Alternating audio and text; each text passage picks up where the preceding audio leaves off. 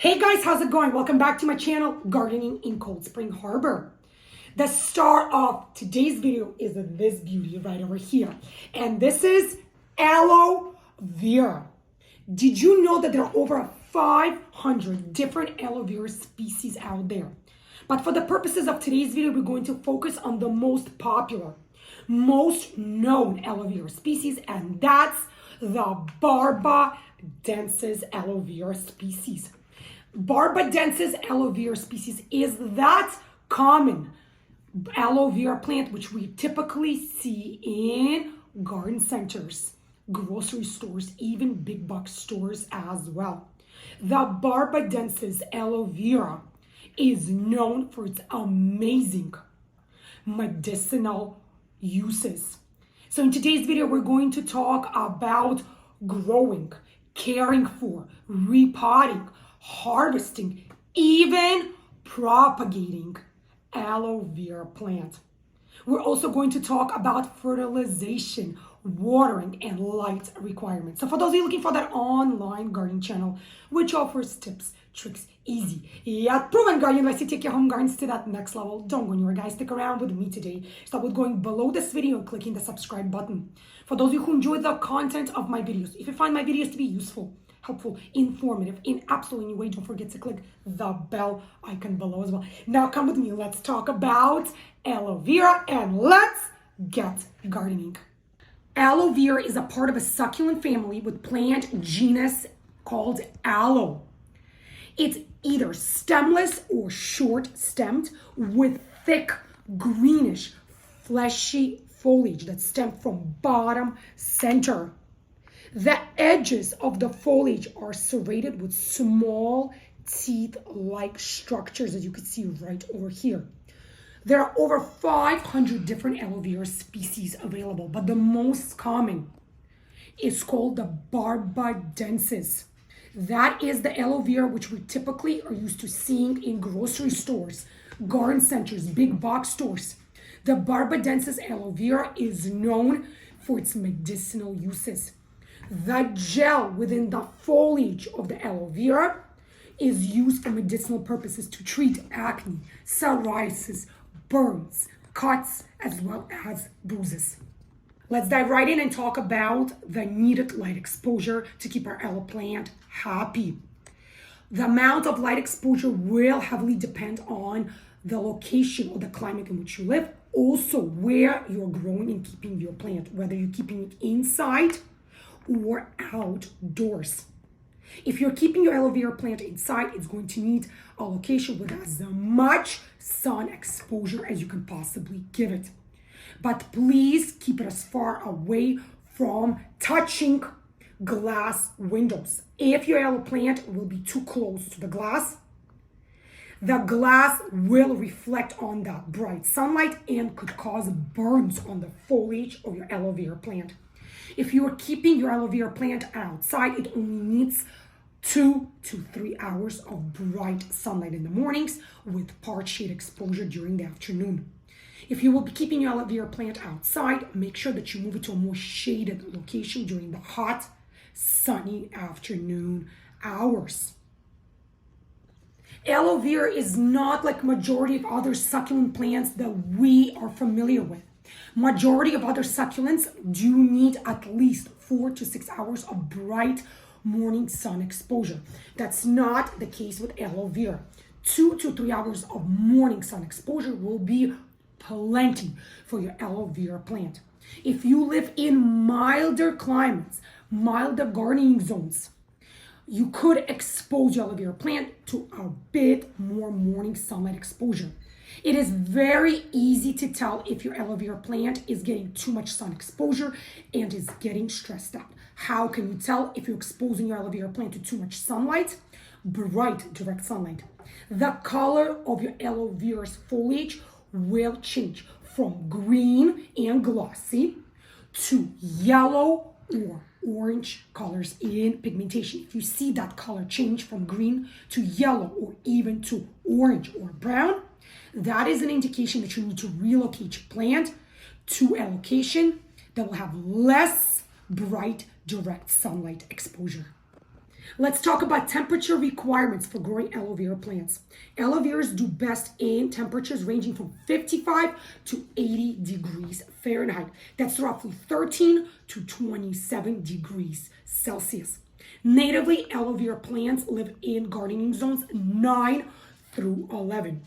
So if you live in zones 8 and below, so those cooler climates, make sure that you bring your aloe plant inside once the outside air temperatures start to dip below 55 degrees Fahrenheit. Now let's talk about the soil type that's needed to grow aloe vera plants. Just like other succulents and cacti, aloe vera prefers loose, airy, well-draining soil. Aloe veras will not tolerate sitting with wet feet or having their root system consistently exposed to excessive moisture, as it will lead to root rot. So when you're growing or repotting your aloe vera plant, make sure that you choose specific soil which has been formulated for cacti and succulents. Never pot or repot your aloe vera plant using regular garden mix or even your traditional potting mix, as that soil is not well draining and can potentially cause root rot in your aloe vera plant. Let's talk about that next topic, and that is repotting.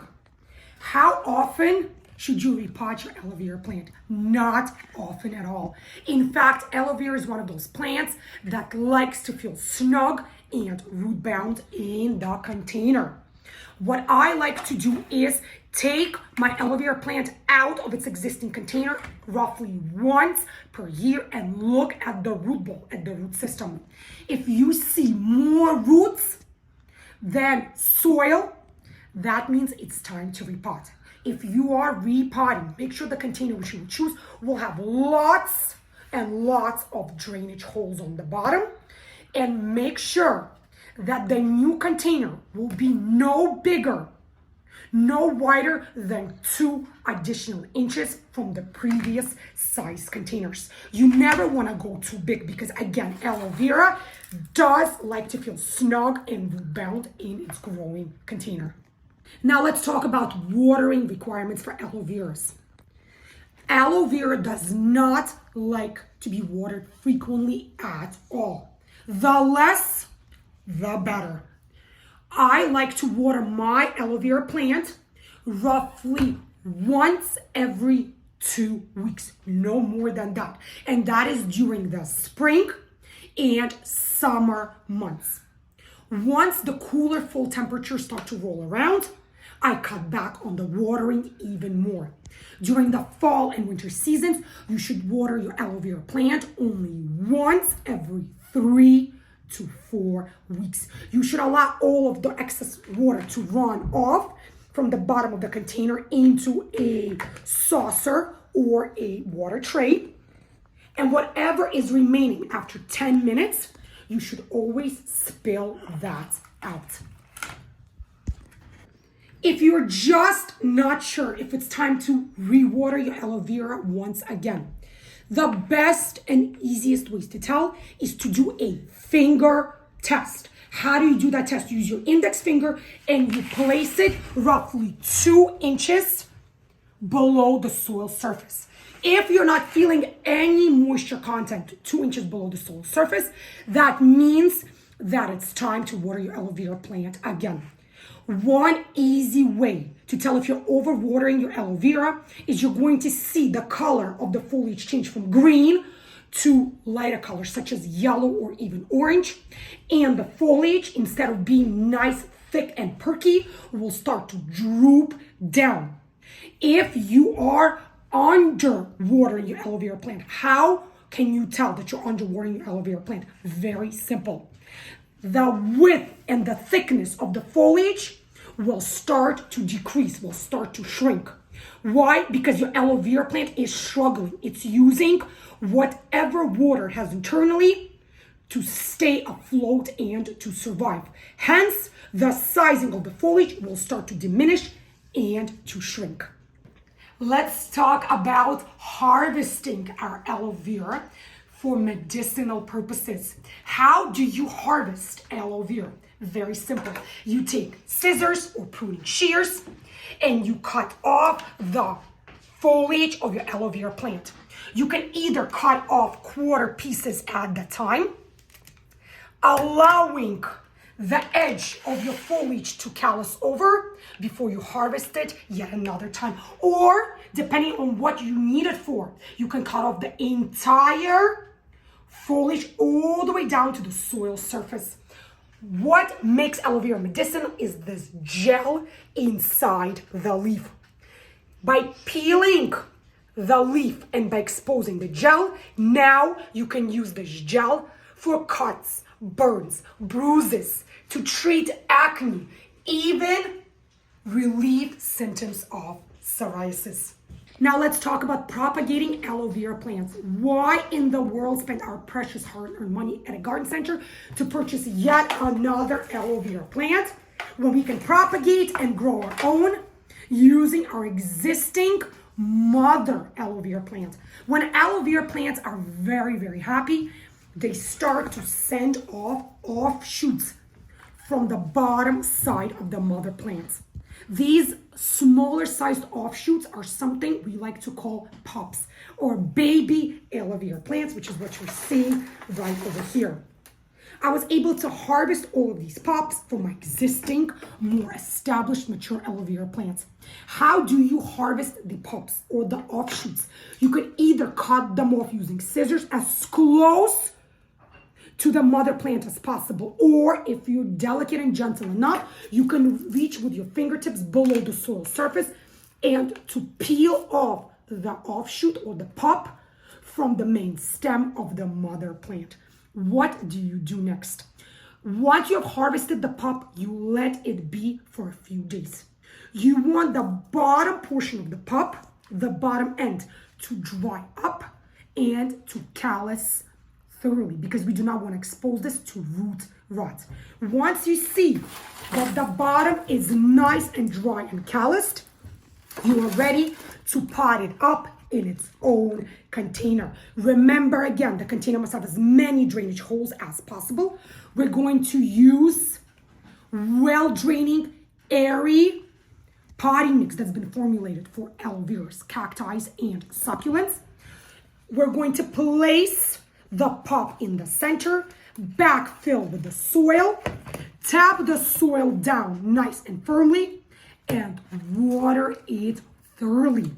In about a week and a half to 2 weeks, the pop or the offshoot will grow its own root system below the soil surface. Last but definitely not least is flowering. Believe it or not, aloe veras do produce flowers or blooms periodically though. Most of the time it happens during the fall and winter seasons. What did the blooms on aloe vera plant look like? They look like yellow colored, bell-shaped flowers or blooms. Enjoy those beautiful blooms, as we typically don't see those very often. Once the blooms will be done or spent, all you have to do is follow the spent blooms all the way down the stalk towards the very bottom of the flower stalk and cut it off in entirety from your mother plant. This is it for this video, guys. Thank you so much for joining me here today in my home in Long Island, New York, Gardening Zone 7A. Today's video was a aloe vera masterclass video. In today's video, we spoke about growing, caring for, harvesting, even propagating your own aloe vera plants. If you enjoyed the content of this video, if you found today's video to be useful, helpful, informative, don't be shy, guys. Show me that support by clicking thumbs up below. Leave your comments in the comment section below as well. Let me know, do you have aloe vera plants growing in your home? If so, do you grow them inside or outside?